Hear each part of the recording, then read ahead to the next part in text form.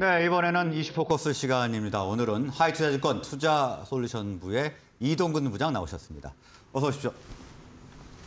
자, 지금 코스피 지수가 약세를 면치 못하고 있습니다. 오늘도 지금 1.2% 정도 내린 상황이고요. 지금 2,700선에서 지금 등락을 거듭하고 있는데 뭐 위도 막혀 있고 아래도 막혀 있고 그런 상황인 것 같습니다. 어떻게 지금 저희가 전략을 가져가야 될까요? 사실 이제 어제까지는 분위기가 나쁘진 않았습니다. 그렇게 이제 2,700 위에서 코스피 지수가 좀 움직이면서 좀 이제 방향성을 잡아가나라는 생각을 하신 분들도 많았을 텐데 사실 이제 간밤에 좀 파월 연준 의장의 발언이 상당히 좀 시장에 많이 영향을 미치고 있습니다. 사실 이런 부분들이 미 국채 금리의 급등으로 이어졌고 또 이제 뉴욕 시장이 상승 출발 이후에 이제 급락으로 돌아서면서 이런 부분들이 이제 우리 증시에도 바로 지금 영향을 주고 있다 이렇게 말씀드릴 수가 있겠습니다. 네. 사실 뭐 지금 시장에서 뭐 새롭게 어떤 악재라기보다도 기존에 이제 우려했던 연준의 금리 인상, 긴축 이런 부분들이 이제는 구체화되고 있는 거죠. 그야말로 이제 파월 의장의 발언에 굉장히 좀 촉각을 곤두세우고 있었는데 파월 의장도 이제는 확실하게 이런 그 금리 인상에 대해서 이번에 이제 5월달에 당장 50bp 인상에 대해서 어느 정도 이제 시그널을 주면서 어떻게 보면 시장이 역시 예상대로구나 이런 부분들이 아무래도 지금 시장에는 좀 이제 악재로 작용을 하고 있다 이렇게 말씀드릴 수가 있겠고요. 사실 이제 어떻게 보면은 그럼에도 불구하고 우리 증시가 뭐 지금 뭐 급락이라기보다도 이제 어제 그런 이벤트 이슈에 따라서 지금 이제 시장이 반응을 보이고 있는 정도라고 저는 해석을 할 수가 있을 것 같아요. 사실 이제 이런 과정들이 이미 시장에서는 어느 정도는 지금 반영이 돼 있고 또 시장에서 최근에 이제 이런 것들을 좀 소화를 하고 있었죠, 사실은. 그렇기 때문에 사실은 그런 부분들이 지금 서로 간에 이제 좀 엇갈리면서 오늘 시장 반응이 나타나고 있다 이렇게 말씀드릴 수가 있을 것 같고요. 뭐 어떻게 보면은 이제 이런 과정이 지금 시장에서 거쳐가야 되는 과정이라고 생각을 합니다. 이미 지금 뭐 미 연준의 어떤 금리 인상이라든가 이런 부분들은 이제 앞으로 어떤 스케줄이라든가 이런 부분들이 시장에서 어느 정도 알려져 있는 상황이기 때문에 이게 뭐 절대 지금 뭐 새로운 악재라기보다도 시장에서 이제 이런 부분들을 향후에 어떻게 또 이제 반영을 하고 소화해낼 수 있을지 여부 이런 부분들에 조금 더 이제는 포커스를 맞출 필요가 있다 이런 말씀을 드릴 수가 있겠습니다. 네, 일단 뭐 파월 연준 의장의 그런 금리 50bp 금리 인상에 대한 가능성에 대한 얘기가 나오면서 지금 미국 증시가 하락을 했고 그동안은 이제 금리 50bp 인상에 대한 예상만 있었을 뿐이지 확신은 없지 않았습니까? 그래서 이번에는 이제 현실로 다가올 것이라는 우려가 지금 나오고 있는 상황인데요. 자, 지금 오늘 또 환율이 많이 오르고 있습니다. 지금 1,240원을 넘어서서 1,242원대로 진입했는데 아마 이러면은 연 고점 아닌가요?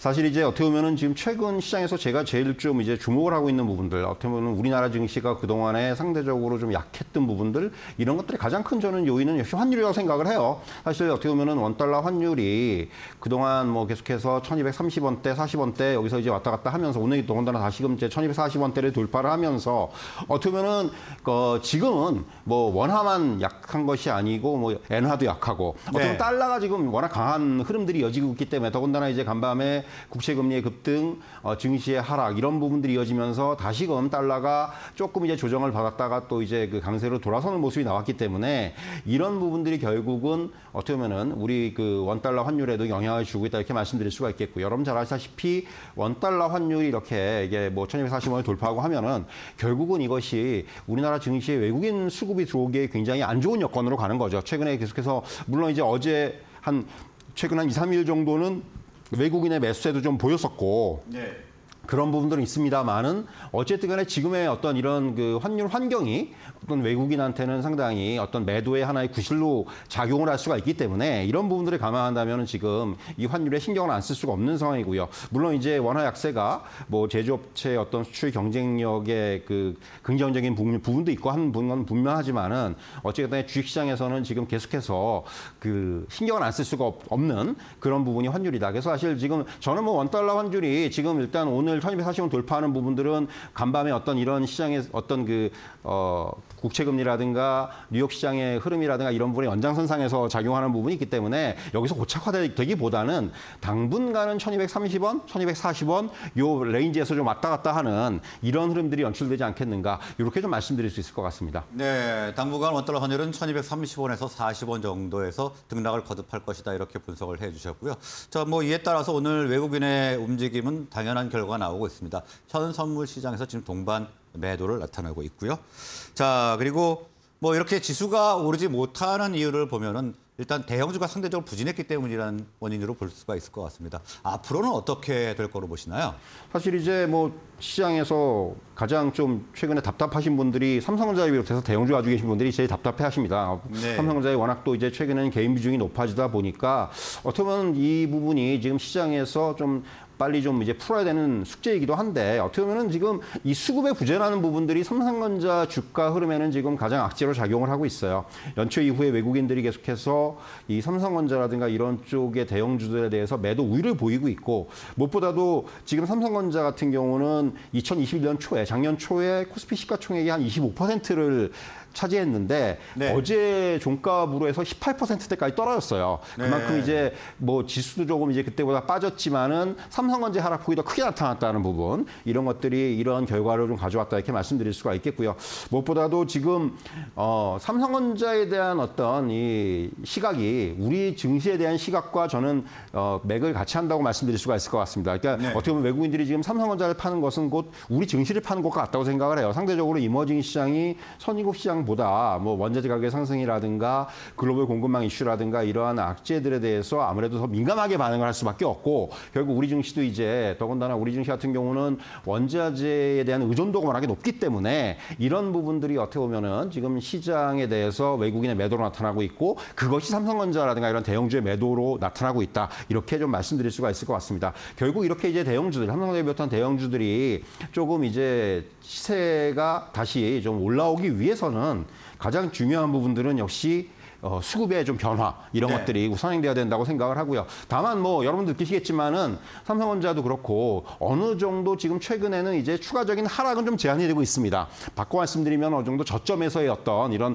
바닥 다지기가 좀 나오고 있다는 거죠. 네. 그렇기 때문에 이제 삼성전자에 대해서는 저는 어떻게 보면은 지금 여기서 뭐 단기적인 시세를 노리고 매수를 하신다거나 이런 부분들은 아직까지는 그런 상황은 아니지만은 이런 부분들은 저가 매수를 통해서 지금 일단은 포트폴리오상에 조금 이제 서서히 채워 넣는 이런 정도의 어떤 지금 그 자리는 나온 것이 아닌가 이렇게 좀 말씀드릴 수 있을 것 같습니다. 네, 일단 뭐 대형주는 이제 수급의 변화가 나와야 상승 흐름으로 반전이 될 수 있다 이렇게 말씀을 해주셨고요.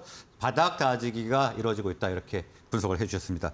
자, 그리고 이렇게 뭐 대형주들이 좋지 않으니까 뭐 어디로 가겠습니까? 다른 개별 종목 쪽으로 이제 투자 매기들이 옮겨가고 있는데 이런 장세 어느 정도로 지속될 거로 보시나요? 사실 이제 지금 종목 장세가 상당히 연장이 되고 있어요. 어떻게 보면 말씀하신 대로 그 대형주들이 못 가다 보니까 종목적으로 이제 수급이 쏠림이라든가 이런 부분들 집중이 되고 있는데 뭐 일단 당장 5월 달에 있을 FOMC 이전까지는 이러한 흐름들이 좀 나타날 것 같아요. 오늘 이제 뭐 이런 그 FOMC 이슈 때문에 조금 시장의 악재가 반영되고 있긴 하지만은 사실 FOMC라는 부분들이 또 한편에서는 어떤 불확실성의 완화라는 측면이 있거든요. 불확실성. 네. 그동안 사실 이제 그동안 이제 된다 뭐 이런 식으로 계속해서 시장이 좀 우려만 자아냈던 부분들이 현실화되면은 오히려 이것이 이제 불확실성이 해소됐다는 측면에서 시장이 받아들일 수가 있기 때문에 네. 그렇다면 이제 그때는 좀 시장의 어떤 흐름의 변화라든가 또 색깔의 변화라든가 이런 부분들이 나타날 수가 있고 그 이전까지는 사실 뭐 대형주들이 운신하기에는 아직까지는 조금 상황이 녹록치 않다. 이런 점에서는 계속해서 지금에 나타나고 있는 빠른 순환매, 종목 장세 이런 흐름들이 이어질 것으로 보여지고요. 다만 이제 그 안에서 조금 차별화가 될 것으로 보여져요. 최근에 나타나는 현상들이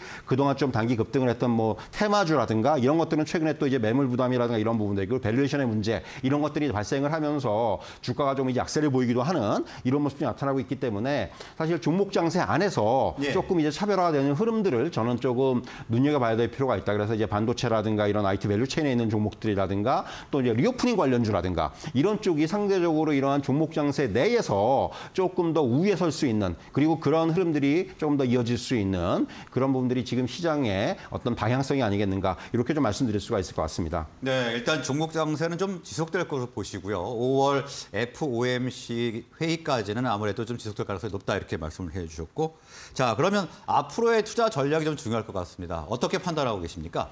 뭐 말씀드린 대로 일단 지수가 지금같이 좀 방향성이 부재한 어떻게 보면 2,700을 코스피 기준으로 봤을 때 2,700 내외에서의 어떤 움직임들 이런 그 박스권의 움직임들은 말씀드린 대로 5월 FOMC 이전까지는 좀 이어질 것으로 전망이 되고 있고요. 뭐 지금 이미 시장에서는 뭐 어제 나왔던 그런 악재라든가 이런 부분들은 상당히 좀 반영을 하고 있어요. 다만 이제 이런 것들이 이벤트가 나올 때마다 조금 이제 단기적으로 움직이는 부분들 이런 것들이 있기 때문에 오늘 같은 시장의 흐름들이 나오고 있다 이렇게 말씀드릴 수가 있겠고요.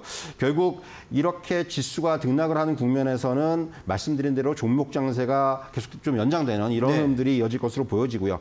무엇보다도 지금 지수 플레이가 어려운 부분들은 앞서서도 말씀드렸지만은 수급에 아직까지 부재 이런 것들이 아무래도 지수 플레이가 좀 어려운 이런 원인으로 작용을 하고 있다 이렇게 말씀드릴 수가 있겠고요. 결국 지금 시장에서 종목 장세가 연장이 되기 때문에 어떻게 보면 이런 특징들이 좀 나타나는데 빠른 순환매 그리고 종목의 사이즈와 상관없이 이런 순환매의 흐름들이 당분간은 더 이어질 것으로 예측이 되고 있습니다.